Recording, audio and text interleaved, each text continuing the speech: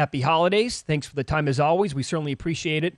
You were writing this at the website last night. It's the worst kept secret in league circles, the possibility of Sean Payton coming back, possibly to the Saints. How realistic is that? And would it have to be as a package deal with Tom Brady? Well, I think that what made it resonate with me was that of all the potential openings out there where Payton could land, none of them would entail a clear opportunity to partner up with Tom Brady. Broncos, Russell Wilson. Chargers, Justin Herbert. Not that the Chargers are going to make a coaching change now that they're in the playoffs.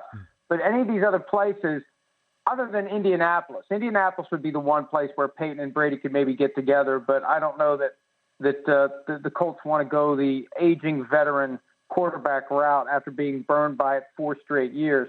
But the Saints would make sense because then Payton pivots right to Brady. Brady stays in the division, goes to a team that has given him fits during his time with the Tampa Bay Buccaneers, and that would just make a ton of sense if it were to happen. They were so close to working together in 2022 with the Dolphins. I just can't help but wonder whether or not they both have that itch, and there's only one way to scratch it, land in New Orleans together. Can you elaborate on that again when you had that story, which should be, as Dan Le Batard said, the biggest story in sports, about how close it was and what the Brady plan was to go to Miami with Payton? Oh, I think that when Sean Payton resigned from the Saints, there was a plan unofficially in place for him to land with the Dolphins eventually. When Tom Brady retired from the Buccaneers, it was with the knowledge that he was going to, step one, be named a minority owner of the Dolphins. Mm-hmm. Step two, unretire and go play for the Dolphins after Sean Payton had taken the job. Step one would have been Brady minority owner. Step two would have been a trade between the Dolphins and the Saints for the rights to Sean Payton. And then step three would have been Brady at some point in April or May coming out of retirement to play for the Dolphins. That was going to happen. That was a done deal.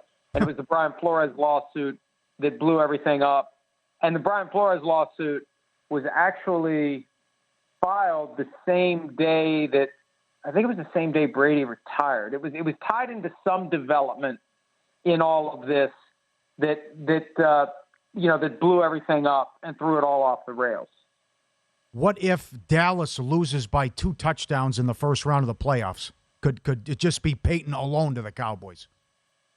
Well, I'm going to be more specific than that. What if Dallas loses on another crazy moment that has the fingerprints of bad coaching all over it, like the quarterback draw last year? Yeah, very good. That, when they drew it up, they didn't account for the fact that the umpire has to get through the mass of bodies to actually put his hands on the football. You can't spot it yourself.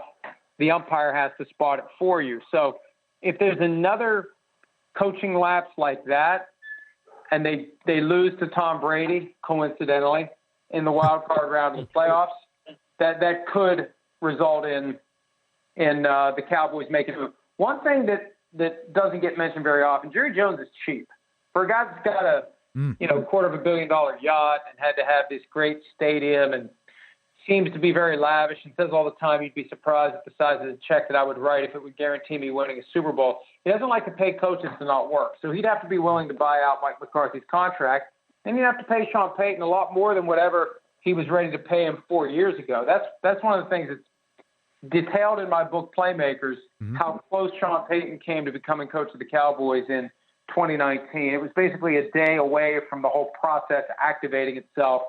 So, the relationship is there. The interest has been there. And this is probably the last chance that Jones would ever have to hire Sean Payton. It all comes down to how this season ends for the Cowboys. All right, Mike. So if you had to bet on it next year, will Sean Payton be coaching somewhere in the league? I don't bet. So I wouldn't bet on it. I'd rather keep my money because I know I wouldn't win. I think that, he said recently to Tom Brady on his podcast, it's going to be this year or next year.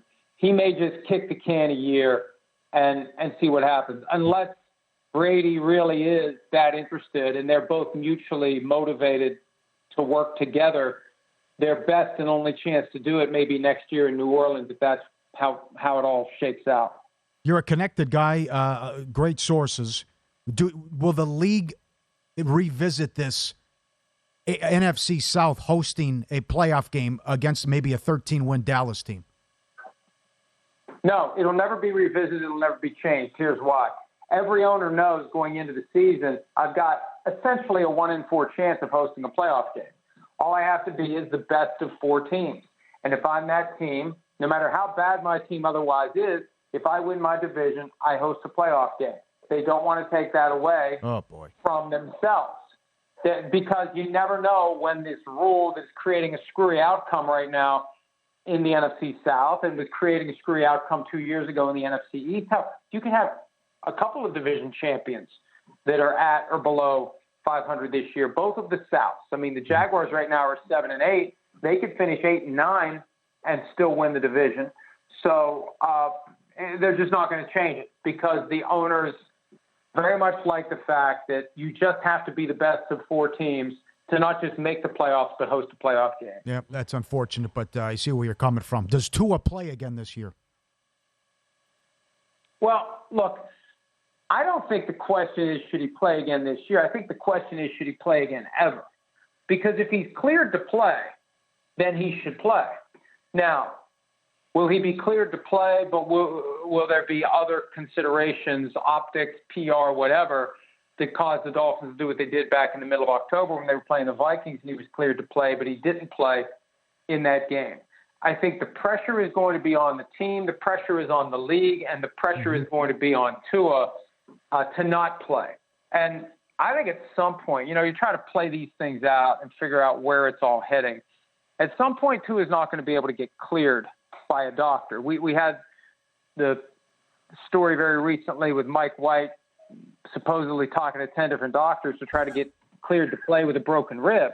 At a certain point, Tua is going to be that guy who's going to every doctor that he can find and not get clearance to play. And then you've got the possibility, and this has shades of Colin Kaepernick, although the substance of it is very different. The idea that the league may just decide it's not good for business to have Tua playing in the National Football League because he's small. He's in a position where the physics do not favor him when 300-pound guys start whipping his body around. He doesn't protect himself the way a Drew Brees does. And it may just be, hey, we've had enough of these Tua Tagovailoa concussion controversies. This is going to be a thing for as long as he's in the NFL. We have to worry about this possibility of another concussion and, news shows talking about growing concerns about Tua's health. He's a popular player. I wouldn't be surprised if at the end of the day, there's just no job for him in the NFL. And they all collectively, independently make the assessment that Tua is not a good choice to be a starting quarterback. It may look like collusion, but it could be that the 32 teams individually realize the best interest of the broader business are to use quarterbacks who don't have these concussion issues that become major national stories. It's wrong if it comes to that, but it wouldn't surprise me if that's what happens. You can follow Mike on Twitter. He is at Pro Football Talk. Does a great job with the website at NBCSports.com as well. Mike, happy holidays. Thanks for the time today. We appreciate that. Thanks, guys. Good talking to you. You too. Be good. Great job. He references book, too, that part of the book, Playmakers. That is a wild story as well. Brees was going to be the coach of the Cowboys, but then Anthony... Payton.